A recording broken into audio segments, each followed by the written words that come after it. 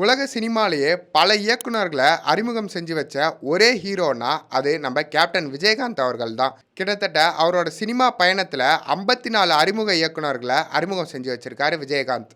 இதை தாண்டி இந்த இயக்குனர்களை அறிமுகப்படுத்துறதுல ஒரு முக்கியமான விஷயம் செஞ்சிருக்காரு. குறிப்பா பிலிம் இன்ஸ்டிடியூட் மாணவர்களுக்கு இவர் செஞ்ச மாதிரியான உதவிகளை வேற எந்த ஹீரோவும் செஞ்சதில்ல. நீ பொட்டு வச்ச தங்க கொடம் ஊருக்கு நீ மகுடம்.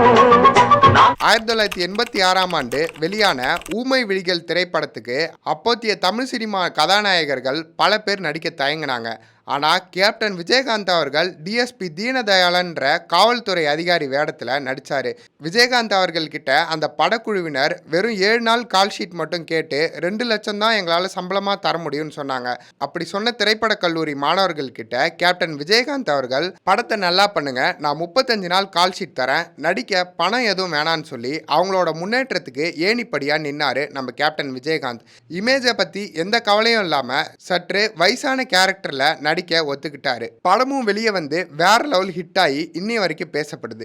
இந்த படத்தோட வெற்றி பிலிம் இன்ஸ்டிடியூட் மாணவர்களுக்கு தமிழ் சினிமாவில் ஒரு மிகப்பெரிய அடையாளத்தை வாங்கி கொடுத்தது. தொடர்ந்து திரைப்பட கல்லூரியிலிருந்து வந்த தொழில்நுட்ப கலைஞர்களோட இணைந்து பணியாற்றி உழவன் மகன், செந்தூர பூவே, காவிய தலைவன் போன்ற திரைப்படங்களில் நடித்ததோட பல திரைப்பட கல்லூரி மாணவர்களுக்கு தமிழ் சினிமாவில் இயக்குனர் அவதாரம் எடுக்க முக்கிய காரணமாக இருந்தவர் கேப்டன் விஜயகாந்த் அவர்கள். இந்த விஜயகாந்த் அவர்களின் வாரத்தில் அவரை பற்றி தெரியாத பல தகவல்களை தெரிஞ்சுக்க சினிமா போகன் சேனலை சப்ஸ்கிரைப் பண்ணுங்கள்.